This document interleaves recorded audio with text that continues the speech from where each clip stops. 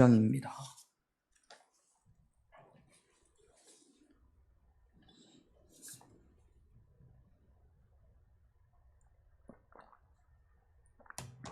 이사야 5장 1절에서 17절입니다.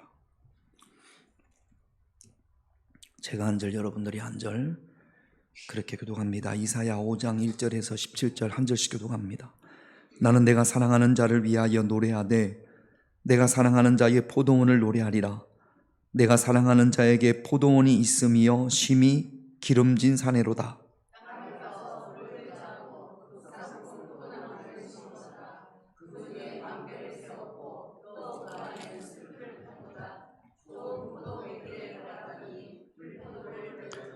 예루살렘 주민과 유다 사람들아 구하노니 이제 나와 내 포도원 사이에서 사리를 판단하라.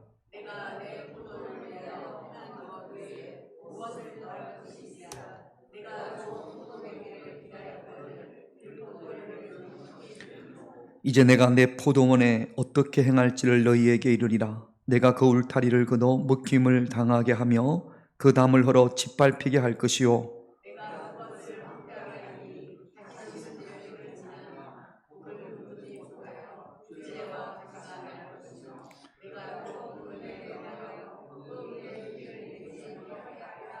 무릇 만군의 여호와의 포도원은 이스라엘 족속이요 그가 기뻐하시는 나무는 유다 사람이라. 그들에게 정의를 바라셨더니 도리어 포악이요 그들에게 공의를 바라셨더니 도리어 부르짖음이었도다.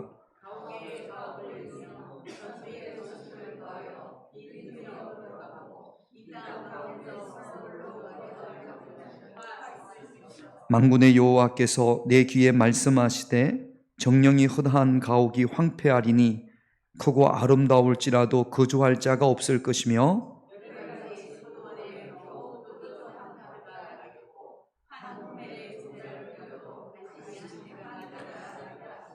아침에 일찍 일어나 독주를 마시며 밤이 깊도록 포도주에 취하는 자들은 화 있을진저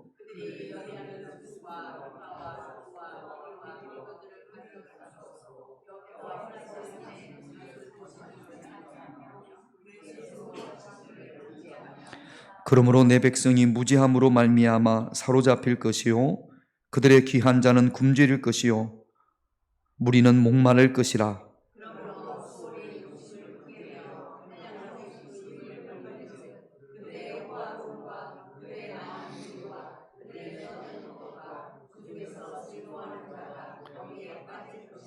여느 사람은 굽으리고 존귀한 자는 낮아지고 오만한 자의 눈도 낮아질 것이로되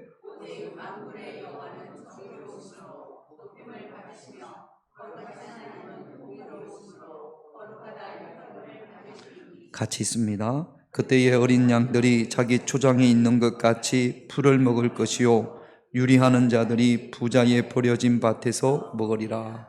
아멘. 목요일날, 수요일날 저녁 예배를 마치고 이제 다음날 새벽 예배 본문이 뭔가 싶어서 저는 그 새벽 예배 본문을 제가 오랫동안 큐티를 했던 매일 성경을 가지고 새벽 예배 본문을 잡습니다. 목요일날 새벽 예배를 봤더니 이사야 말씀이 1장 부담이 확 됩니다. 저는 이사야에 대한 힘들었던 경험이 있어요. 2달을 이사야 말씀을 이사야가 1장부터 66장까지 있습니다. 성경이 몇 권이죠? 66권. 제가 우리 남자분들하고 성경 공부하면서 여러분 성경이 몇 권이죠? 그랬더니 성경 한 권이잖아요? 그래서 아니 한 권이지 한 권인데 그 안에 뭐라고 해야 파트라고 해야 되나? 66개가 있습니다. 이사야서도 66장인데 39장까지는 아시리아에 의해서 북이스라엘이 망하고 남유다가 심판을 받는, 그리고 나머지 27권은 바벨론의 포로로 잡혀갔을 때의 이야기입니다. 그러니까 이게 1장부터 66장까지 꿋꿋이 죄에 대한 지적이에요. 눈 떠요. 똑바로 앉아. 죽어. 이게 66장까지 계속 되니까 전하는 저도 힘들고 언제 이사야가 끝나려나 새벽 예배 하면서 그랬던 기억이 있습니다. 그런데 아마 7, 8월 달에 이사야 말씀을 쭉 볼 것 같아요. 이사야는 북이스라엘과 이스라엘이 남북으로 나뉘었을 때, 북이스라엘과 남유다로 나뉘었을 때 유다에서 활동했던 선지자입니다. 이 이사야는 북이스라엘이 어떻게 망하는지 봐요.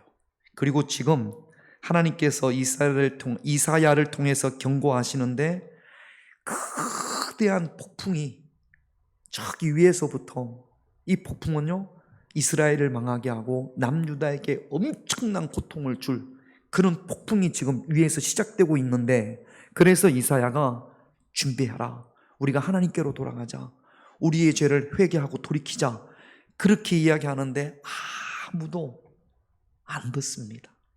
그 이야기가 이제 이사야에서 쭉 전개가 됩니다. 그리고 요 이사야서를 쓸 당시 남유다의 왕이 우시야라는 왕인데, 그때 사는 게 괜찮았어요. 경제도 좋아지고 오래간만에 그 북쪽에 있던, 그렇게 이스라엘과 유다를 괴롭혔던 아람이라는 나라가 작아지고, 그러니까 주변에 강대국이 없다 보니까 이제 좀 살만해졌어요. 그리고 뭐 장사도 잘 되고 무역도 잘 되고 살만한데, 살만하면 죄를 잘 져요.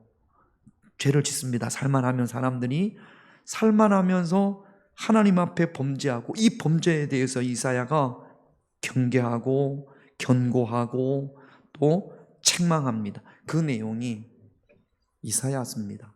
아무튼 이사야서가 우리 7, 8월의 새벽 예배 본문 말씀이고, 아마 수요 예배 말씀도 이사야서가 되지 않을까 싶습니다. 때로 이사야 말씀이 여러분들의 죄를 지적할 때, 여러분 아무리 내가 죄를 졌어도 누가 나의 죄에 대해서 지적을 하면 기분이 좋습니까? 안 좋습니까? 내가 잘못을 했더라도 누가 내 죄에 대해서 지적을 하면 기분이 안 좋아요. 그래요, 안 그래요? 눈을 감았는데도 감았다고 이야기하면 눈을 감은 사람이 기분이 안 좋아. 그래요, 안 그래요? 그래요. 크게 이야기하네. 그래요. 그래도 지적을 해야 돼요, 안 해야 돼요? 해야. 그래요. 그래요. 김영래 원사님 해야 돼요, 안 해야 돼요? 아유, 우리 김영래 원사님 지혜롭습니다. 해야 됩니다. 그래요. 제가 우리 김영래 원사님 말씀을 잘 듣기 때문에 지적을 하겠습니다. 자, 그러면서 5장의 처음 시작이 뭐냐 하면 포도원에 관한 이야기를 합니다. 한 농부가, 1절, 2절을 한번 볼까요? 우리가 그 본문을 좀 중심으로 해서 보십시다. 같이 있습니다. 시작.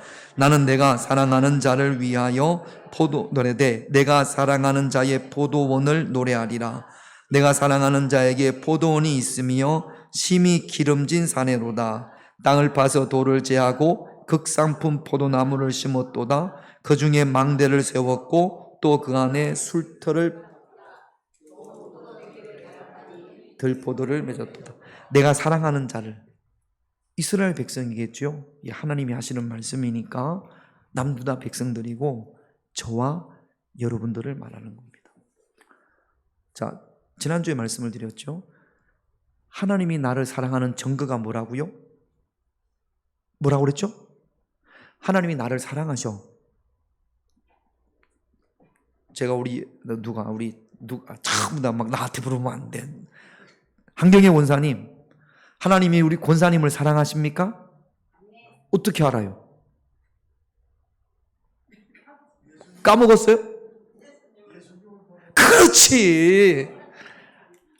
아니, 모르면 뒤에서 살짝 이야기 얼른 알아야지. 하나님이 나를 사랑하는 증거. 우리 뒤에서 있는 우리 둘째 아들은 아빠가 저를 사랑하는 증거가 뭐라고 그랬죠? 돈을 주니까, 용돈을 주니까. 그런데 하나님이 나를 사랑하는 증거는 뭐냐 하면, 하나님께서 나를 위해서 누구를 내어주셨으니까? 예수님을 내어주셨으니까. 그러니까 예수님보다 여러분들을 더 사랑하셔서 우리를 구원하시기 위해서 예수님을 십자가에 하나님께서 내어주신 거 아닙니까? 내어주기까지 누구를 사랑하셨다고요? 나를 사랑하셨다. 그러니까 우리는 하나님으로부터 사랑받는 존재예요? 사랑받지 못하는 존재예요? 사랑받는 존재예요. 우리 옆에 있는 분들한테 당신은 사랑받는 존재입니다. 이야기 한번 합시다. 시작. 세상 모든 사람들이 나를 사랑하지 않아도 누구는 나를 사랑해요? 하나님은 나를 사랑해요. 물론 세상 모든 사람들이 다 나를 사랑하지 않지는 않을 겁니다.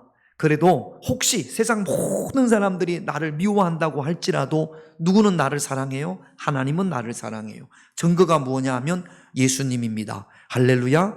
그래서 우리는 어떤 사람이에요? 말해봐요. 우리는 어떤 사람이에요? 하나님으로부터 사랑받는 사람이에요. 어릴 때부터 미움받고 자란 아이들과 사랑받고 자란 아이들이 틀리다면서요. 잘 모르는구나. 틀리답니다. 어릴 때부터 사랑받고 부모님들한테 사랑받고 자라온 애들과 보육원에서 부모님의 사랑을 잘 모르는 아이들, 엄마의 사랑, 부모님의 사랑 그러면 얘들은 그게 잘 모른대요. 근데 우리는 알잖아요. 부모님의 사랑이 뭔지. 우리는 하나님의 사랑을 받고 살아왔습니다. 할렐루야. 그건 우리는 누구다? 하나님으로부터 사랑받는 존재다. 하나님이 아무나 사랑하는 건 아니에요. 특별히 택함 받은 자, 그들 가운데 누가 있어요? 저와 여러분들이 있습니다. 그래서 우리는 사랑받는 자예요. 사랑받는 자를 위하여 포도원을 하나님께서 준비를 하셨습니다. 기름진 밭에 보니까 심히 기름진 산에 포도원을 땅을 파서 돌을 제하고 그래요. 할 이야기 다 했으면 제가 해도 되죠? 그래요. 걔한테 조용히 하라고 그래요.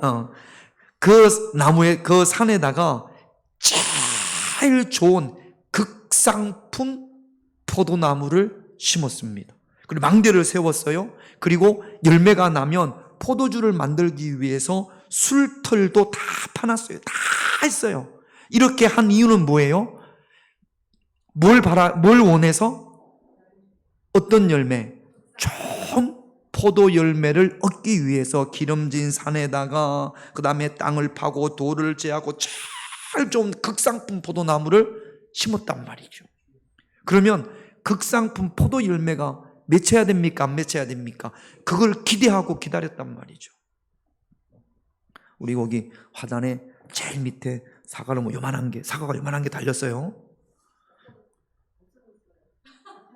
없어졌어요?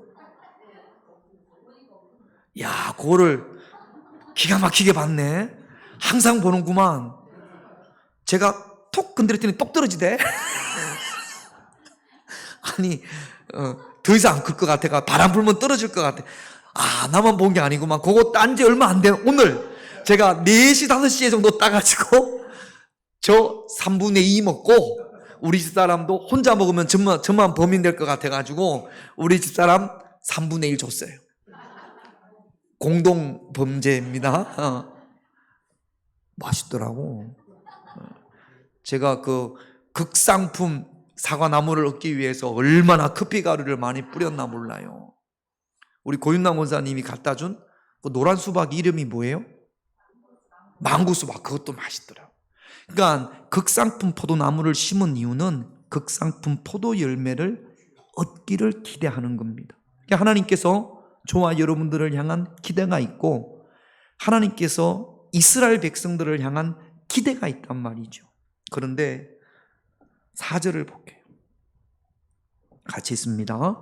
내가 내 포도원을 위하여 행한 것 외에 무엇을 더할 것이 있으랴.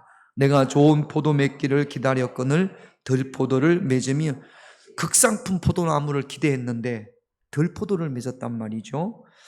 이 들포도가 우리나라가 들포도가 있나? 산에 작은 새콤하고 달콤한 산딸기처럼 그런 게 아니고 이 들포도라는 히브리어 언어 바우심이라는 그 단어가 악취가 나는 포도. 포도에서 악취가 나나요? 썩은 포도, 상에서 독성이 생긴 포도를 말한답니다. 도저히 먹을 수 없는 포도. 그냥 맛이 없는 포도가 아니라 먹으면 해롭고 사람 몸에 안 좋고 아주 냄새가 고약한 도저히 먹을 수 없는 그런 포도를 말한다라는 거죠. 모든 조건을 다 기름진 산에다가 다 있습니다. 극상품 포도나무를 심었어요. 그런데 극상품 포도나무를 심었는데 오히려 들포도가 났단 말이에요. 이게 하나님의 마음을 너무 안타깝게 하는 겁니다. 하나님께서 우리를 너무 사랑하셔서 누구를 내어주셨다고요? 예수님을 내어주셨어요.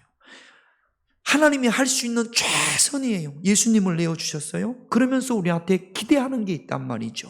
극상품의 열매.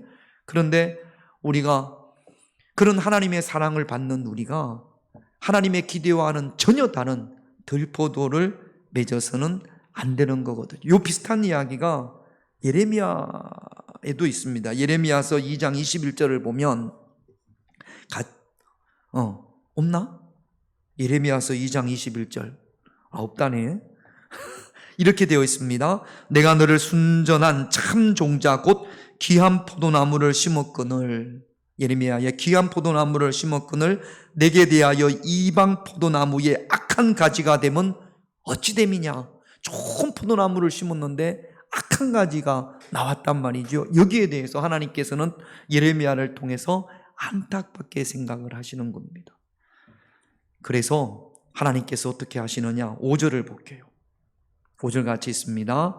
이제 내가 내 포도원에 어떻게 행할지를 너희에게 이르리라. 내가 울타리를 걷어 먹힘을 당하게 하며 그 담을 헐어 짓밟히게 할 것이요. 울타리를 헐고 걷고 그 다음에 담을 흔답니다. 하나님께서 더 이상 보호해 주시지 않는다라는 거예요. 울타리를 걷어버리고 담을 하나님께서 헐어버린다고 하죠. 여러분, 이 울타리와 담이 이게 차이가 있습니다. 제가 표를 하나 볼까요? 자, 글자가 보입니까? 히브리어가 달라요. 우리도 글자가 다르긴 합니다. 울타리, 담. 울타리는 마수카, 담은 파레트라고 하는데 울타리는 무엇으로 만드느냐? 가시나무, 엉겅퀴, 덤불. 옛날 저 시골에 가면 그 가수원의 주변에 탱자나무 심었던 거 기억합니다. 탱자나무를 빡빡하게 심어가지고 저는 뭐 사슴, 하여튼 산동물들이 들어오지 못하게, 요게 울타리입니다. 담은 무엇으로 만드느냐? 돌로, 석축으로 담을 쌓아가지고 만드는 거죠. 울타리, 그러니까 담 밖에 울타리가 있더라고요. 이스라엘은 위치는 포도원 제일 바깥에 울타리를 만듭니다. 그리고 그 안에 울타리 안쪽에 담을 만들죠. 울타리는 기능이 여우나 멧돼지, 삼진성이 못 들어오게 하는 거고, 담은요 물리적인 침몰, 경계입니다. 그리고 담을 타 넘어오는 거는, 이거는 사람이죠. 담을 누가 타 넘어오면, 이 담을 무너뜨리면 그 포도원이 완전히 잿더미가 되는, 다 부서지는 걸 말하는 겁니다. 특징이 보면 빽빽하게 엮어 놓아서 뚫고 들어오기가 힘듭니다. 누가 뚫고 들어오기가 힘들어요? 산짐승이. 담은 흙을 파내고 돌을 쌓아 만든 견고한 경계입니다. 하나님께서 울타리도 없애고 담도 헐어버리겠다라는 거예요. 지금까지 하나님께서 울타리 역할을 해주셨고, 지금까지 하나님께서 담의 역할을 하셨는데, 하나님께서 들포도를 맺는 이스라엘을 향해서, 들포도를 맺는 유다를 향해서 안전망을 다 걷어버리시겠다라는 겁니다. 여러분, 이렇게 되면 담이 없고 울타리가 없으면 이건 뭐 그냥 누구나 이 포도원에 들어와서 이 포도원을 헤집을 수 있는 거고, 포도원을 다 망치는 겁니다. 지금까지 이스라엘이나 유다는 그들이 눈으로 보지 않아서 그렇지 하나님께서 보호하시고 하나님께서 벽이 되어 주셨다, 담이 되어 주셨단 말이죠. 이제는 더 이상 하나님께서 그들을 보호하지 않고 내버려 두시겠다라는 겁니다. 여러분, 로마서 1장에서도 하나님을 마음에 두기 싫어하는 사람들을 향한 하나님의 진노가 뭐냐면 그들을 내어버려 두사. 오래전에 이스라엘을 갔다가 이렇게 차를 타고 가는데 마침 가이드가, 여러분 목사님 사모님들 여기 밖을 보세요, 오른쪽을 보세요, 창문을 보세요. 그래서 봤더니 하나는 관리가 잘 된 포도밭이에요. 그 옆에는 그냥 방치해둔 포도밭이에요. 여러분 어떻겠습니까? 관리를 하는 포도밭과 방치를 하는 포도밭의 차이가 뭐겠습니까? 방치를 한 포도밭은요, 엉망입니다. 잡초가 무성히 자라서 포도밭 같지가 않아요. 지금 우리 여기 화단에도 우리 김영락 원사님이 김을 좀 매더니, 김을 매니까 잡초가 좀 없어지고 그러더니 요즘 좀 방치했던 모양이에요. 잡초들이 얼마나 많은지 모릅니다. 방치하면 금방 허물어지는 거거든요. 하나님께서 담과 울타리를 허물어 버리겠다고 말씀을 하시는 겁니다. 여러분 7절을 한번 볼게요. 7절 이제 같이 있습니다. 시작. 물은 만군의 여호와의 포도원은 이스라엘 족속이요 그가 기뻐하시는 나무는 유다 사람이라. 그들에게 정의를 바라셨더니 도리어 포악이요 그들에게 공의를 바라셨더니 도리어 부러진. 그러니까 극상품 포도나무와 포도와 들포도가 무엇인지를 말씀을 하십니다. 하나님이 바라는 극상품 포도나무는 7절 말씀에 보면 정의와 공의입니다. 이거 쉽게 말하면 우리에게 적용을 하면 이웃을 사랑하고 배려하고 긍휼히 여기고 자비를 베푸는 거. 이게 하나님께서 우리에게 원하시는 극상품 포도나무예요. 그런데 유다 백성들이 맺은 열매는 무엇이냐면 여기 보면 포악으로 인한 부러지점. 내 이익을 위해서 주변 사람들에게 상처를 주는 거죠. 그래서 나 좋자고 내 옆에 있는 사람에게 상처를 주니까 그 사람들이 부러지는 겁니다. 비명을 지르는 거죠. 이게 포악으로 인한 부러지점입니다. 여러분 자비를 베풀고 긍휼을 베풀고 사랑하는데 누가 비명을 지르겠습니까? 포악, 빼앗고 탈취하고 그러니까 빼앗긴 사람들이 비명을 지르고 탈취를 당한 사람들이 비명을 지르는 거죠. 그게 지금 유다와 이스라엘 백성들이 맺은 들포도란 말이죠. 하나님의 기도와 너무 달랐던 그런 이스라엘 백성들의 모습을 이사야가 이야기하고 있는 겁니다. 그러면서 8절부터는 그 당시 유다 백성들이 하나님 앞에 범죄한 포악으로 인한 부러짐, 포악이 죄가 무엇인지를 좀 구체적으로 이야기를 하고 있습니다. 8절을 한번 볼게요. 같이 있습니다. 가옥에 가옥을 이으며 전토에 전토를 더하며 빈틈이 없도록 하고 이 땅 가운데서 홀로 거주하려고 하는 자들은 화 있을진도. 여러분 가옥에 가옥을 잇는다는 이야기는 자 여기 내 집이 있어요. 여기 옆집이 있어요. 이렇게 이어져 있습니다. 그런데 내 집이 요 옆집도 내 집이고 그 옆집도 내 집이고 그 옆집도 내 집이고. 저는 우리나라만 이 부동산이 문제가 된 줄 알았는데 2700년 전에 지금 예루살렘에서 부동산에 문제가 있습니다.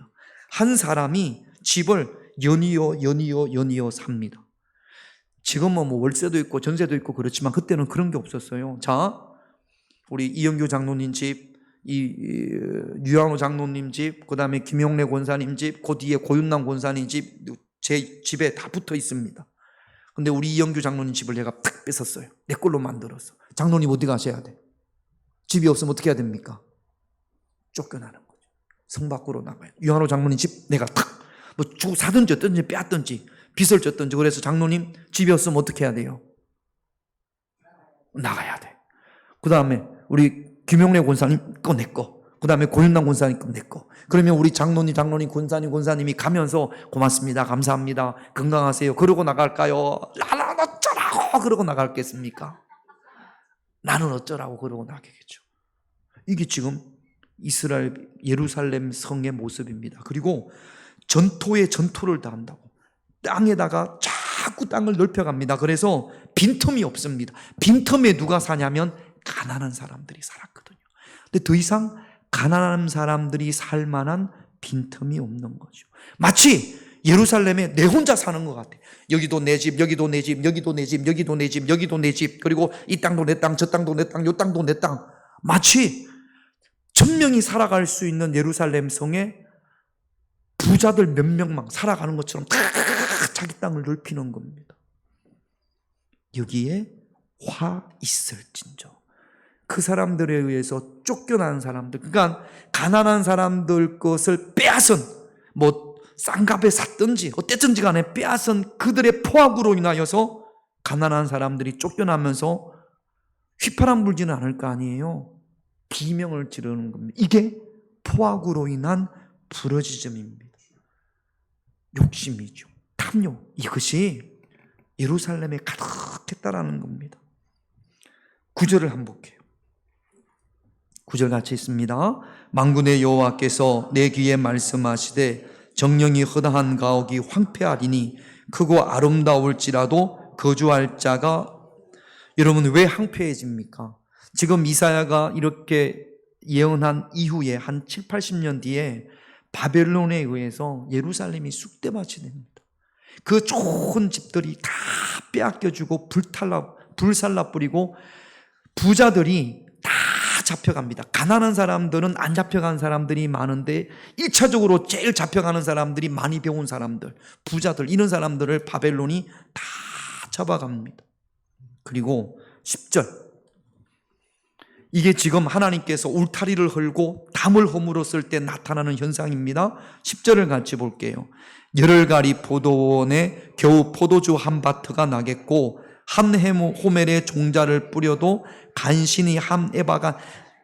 하나님께서 울타리를 허물고 담을 허물잖아요. 그런데도 불구하고 열심히, 열흘가리 포도원이라는 것은 소 2마리가 열흘 동안 가는 땅의 넓이랍니다. 대충 정확하지는 않지만 요즘으로 말하면 포도원 규모가 한 7,000평 된답니다. 몇 평? 700평도 없는데 7,000평이라고. 7,000평 정도 되고, 그러면 현재 7,000평 되는 포도밭에서 포도주를 얼마를 얻을 수 있느냐? 현재는 11,000에서 15,000리터를 얻을 수 있답니다. 그게 7,000평이라도 좀 잘 되는 땅이 있고 안 되는 땅이 있으니까 대충 10,000리터에서 15,000리터의 포도주를 얻을 수 있는데, 그런데 지금 여기는 한 바트만 얻을 수 있다라는 거예요. 7,000평 포도밭에서 한 바트가 몇 리터냐면 22리터예요. 보통 10,000리터 이상의 포도주를 얻을 수 있는 포도밭에서 몇 리터를 얻는다고요? 22리터. 최선을 다했는데도 남는 게 별로 없습니다. 그리고 한 호멜, 여기 한 호멜에 종자를 뿌리면 한 호멜이 220리터랍니다. 한 호멜을 뿌렸는데 결실은 얼마냐면 한 에바 22리터.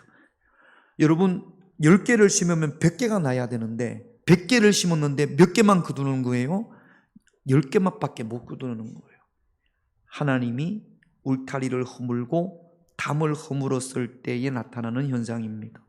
그러니까 하나님의 심판 앞에 탐욕으로 모은 재물이 아무런 가치가 없다라는 거죠. 여러분, 하나님이 우리의 영혼을 부를 때 이 땅에서 우리가 탐욕으로 얻은 재산이 무슨 소용이 있겠습니까? 하나님의 심판대 앞에 그런 재산이 무슨 소용이 있겠습니까? 이 부자들이 모은 재산이 전쟁이라는, 바벨론이라는 엄청난 제국이 와서 그냥 강물이 파도가 휩쓸듯이 예루살렘을 확 휩쓸 때 그런 부자들의 재산이 아무런 소용이 없었던 거거든요. 11절을 좀 볼까요? 11절 같이 있습니다. 아침에 일찍 일어나 독주를 마시며 밤이 깊도록 포도주에 취하는 자들은. 여러분, 아침에 일찍 일어나 술 마십니다. 언제까지 술 마십니까? 밤 깊도록. 그냥 술에 쩔어 있는 거죠. 술이 삶의 목적이 되는 겁니다. 이 정도면 거의 알코올 중독이죠. 절제 없는 유흥이에요. 절제 없는 유흥. 그냥 술 마시는 거, 이것이 지금 11절에서 이야기하는 이스라엘 백성들의 삶의 목적 중에 하나입니다. 이렇게 살아갔다라는 겁니다. 큰 재난이 지금 북쪽에서부터 몰려 내려오고 있는데 전혀 모르고 부어라 마셔라 하는 거죠. 하나님의 심판이 다가오고 있는데도 전혀 모릅니다. 12절 같이 있습니다. 그들이 연회에는 수금과 비파와 소고와 피리와 포도주를 갖추었어도 여호와께서 행하시는 일에는 관심을 두지 아니하며 그의 손으로 하신 일을 보지 아니하는다. 독주와 포도주를 맞으면서 연회를 베풉니다. 수금과 비파와 소고와 피리와 포도주를 갖추었는데, 그래서 부어라 마셔라 흥청망청인데, 그들의 특징이 뭐냐면 하나님께서 행하시는 일에는 전혀 관심이 없어요. 지금 하나님께서 어떤 일을 행하시고 있는데도 거기에 대해서도 전혀 보지를 못합니다. 무지인 거죠. 영적 무지인 거죠. 그러니까 이사야가 이 말씀을 전하면서 이사야는 얼마나 답답하시겠어요. 당신 죽어요. 곧 죽어요. 이렇게 하면 곧 죽어요. 그런데도 전혀 그런 경고를 아랑곳하지 않는 그런 분들이 있단 말이죠. 곧 망하는데, 망할 수밖에 없는데, 그런데도 전혀 그 사실을 인지하지 못하는 그런 인생들이 있단 말이죠. 여러분 13절을 볼게요. 같이 있습니다. 그러므로 내 백성이 무지함으로 말미암아 사로잡힐 것이요 그들의 귀한 자는 굶주릴 것이요 무리는 목마를 것이요.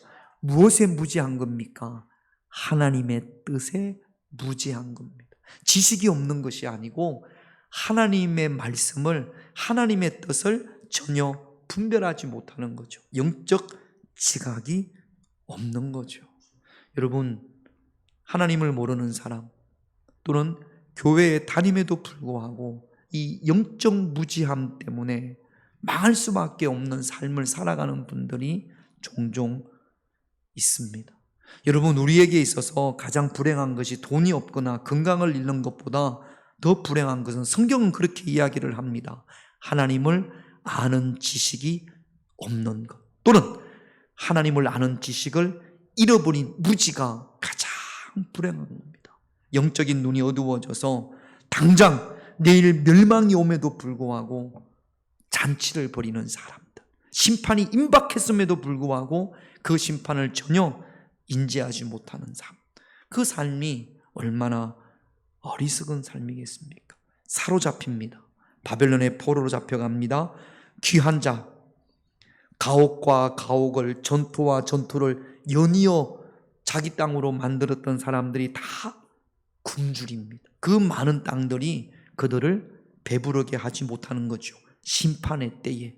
그리고 무리들은 포도주와 독주를 마셨던 그 사람들은 하나같이 목마름에 시달립니다. 여러분 14절을 한번 볼까요? 같이 있습니다. 그러므로 소울이 욕심을 크게 내어 한량없이 그 입을 벌린 적 그들의 호화로움과 그들의 많은 무리와 그들의 떠드는 것과 그 중에서 절구하는 자가 거기에 빠질. 소울은 죽음이라고 생각하면 됩니다. 소울이, 죽음이 입을 크게 벌립니다. 호화로움, 많은 무리, 떠드는 거, 노래하고 뭐 좋다고 이렇게 떠드는 거, 즐거워하는 거 아무 소용이 없습니다. 소울이, 죽음이 입을 크게 벌리고, 입을 크게 벌릴 때 거기에 빨려 들어가는 거죠. 죽음의 권세 앞에 굴복할 수밖에 없는 겁니다. 그러면서 그 심판대 앞에서 드러나는 것은 하나님의 거룩하심이라고 이야기를 합니다. 15절을 볼게요. 같이 있습니다. 여느 사람은 굽으리고 존귀한 자는 낮아지고 오만한 자의 눈도 낮아질 것. 여기 여느 사람은 보통 사람, 하나님의 심판대 앞에서 보통 사람, 존귀히 여기 존귀한 자, 하나님이 없다고 말하는 오만한 자, 다 하나님 앞에서 낮아질 수밖에 없다라는 겁니다. 이 땅에서는 신분의 차이가 있어요. 뭐 존귀한 자, 가난한 자, 뭐 이 차이가 있을지 모르지만 하나님의 심판대 앞에서는 구원받은 자, 구원받지 못한 자, 의인, 죄인밖에 없습니다. 이게 다 하나님 앞에 낮아질 수밖에 없고 16절 같이 있습니다. 오직 만군의 여호와는 정의로우시며 높임을 받으시며 거룩하신 하나님은 공의로우시며 거룩하다 일컬음을 받으시리라. 하나님의 심판대 앞에서는 오직 하나님만 거룩히 여김을 받으신다는 겁니다. 그러므로 우리가 진정 두려워하고 높여야 될 대상은 오직 만군의 여호와 하나님 한 분인 줄로 믿습니다. 마지막 17절을 볼까요? 같이 있습니다. 그때에는 어린 양들이 자기 초장에 있는 것 같이 풀을 먹을 것이요 유리하는 자들이 부자에 버려짐. 그 좋은 집에 누가 살아요? 양이 삽니다. 양이. 그 좋은 집에 누가 삽니까? 나그네가 삽니다. 가옥과 가옥을 연이었고 전토와 전토를 연이었던 그 가옥과 가옥을 연이기 위해서 포악한 행동을 했고, 그랬던 그 집에, 아름다운 집에 양들이 풀을 뜯어요. 그리고 지나가는 나그네들이 거기에 머뭅니다. 하나님의 심판대 앞에 그들이 모으고 소유했던 모든 것들이 아무런 소용이 없어진다는 겁니다. 전혀 엉뚱한 양들이, 전혀 엉뚱한 존재인 나그네들이 그 집과 그 땅을 차지하게 된다는 거죠. 여러분, 이제 우리가 기도할 겁니다. 우리가 하나님으로부터 사랑받은 자들이잖아요. 하나님께서 우리를 위하여 예수 그리스도를 내어주셨지 않습니까? 그렇다면 지금까지 여러분들이 예수를 믿으면서 어떤 열매를 맺으셨습니까? 사랑과 자비와 긍휼의 열매를 하나님께서 원하십니다. 그런데 우리가 들포도와 같이 포악함으로 인한 부르짖음이 있어서는 안 될 줄로 믿습니다. 정의와 공의, 이웃을 사랑하고 배려하는 삶, 자비와 긍휼을 베풀 수 있는 하나님께서 원하시는 열매, 성령의 열매를 맺어갈 수 있는 그런 저와 여러분들이 되셔야 합니다. 내 이익을 챙기기 위해서 내 주변 사람들에게 상처를 주는 그런 들포도를 맺는 일이 결코 없어야 될 줄로 믿습니다. 하나님 없는 풍요는 결국 마지막에는 황폐함으로 끝나는 거예요. 하나님과 함께하는 풍요로움을 누릴 수 있는 그런 저와 여러분들이 되시기를 주님의 이름으로 축원드립니다. 그러기 위해서 하나님이 행하시는 일에 관심을 둘 수 있는, 하나님이 기뻐하시는 일에 관심을 둘 수 있는 그런 저와 여러분들이 되시기를 이 밤에 우리가 함께 기도하기를 원합니다. 기도 제목 볼게요. 1번 같이 읽습니다. 들포도의 삶을 버리고 하나님이 기뻐하시는 열매를 맺게 하옵소서. 하나님이 나를 통해서 맺기 원하는, 하나님이 원하시는 열매가 무엇인지 그 열매를 맺기를 우리 시간 기도하십시다. 더 이상 앞으로의 남은 삶 가운데 들포도를 맺는 그런 저와 여러분들이 되지 않기를 바랍니다. 2번 같이 있습니다. 세상의 탐욕을 경계하며 하나님이 하시는 일에 관심을 가지게 하옵소서. 하나님께서 가장 기뻐하시는 일은 뭘까요? 한 영혼이 하나님께로 돌아오는 겁니다. 여러분, 세상의 탐욕을 경계하시고 하나님이 원하시는 일에 관심을 두십시다. 이를 위해서 기도하십시다. 3번 같이 있습니다. 하나님을 아는 지식으로 무장하여 겸손히 주님만을 높이게 하옵소서. 낮아지고 겸손히 주님만을 높일 수 있는 그런 저와 여러분들이 되시기를 오늘 이 시간 우리가 찬양하고 함께 기도하기를 원합니다. 하나님 사랑의 눈으로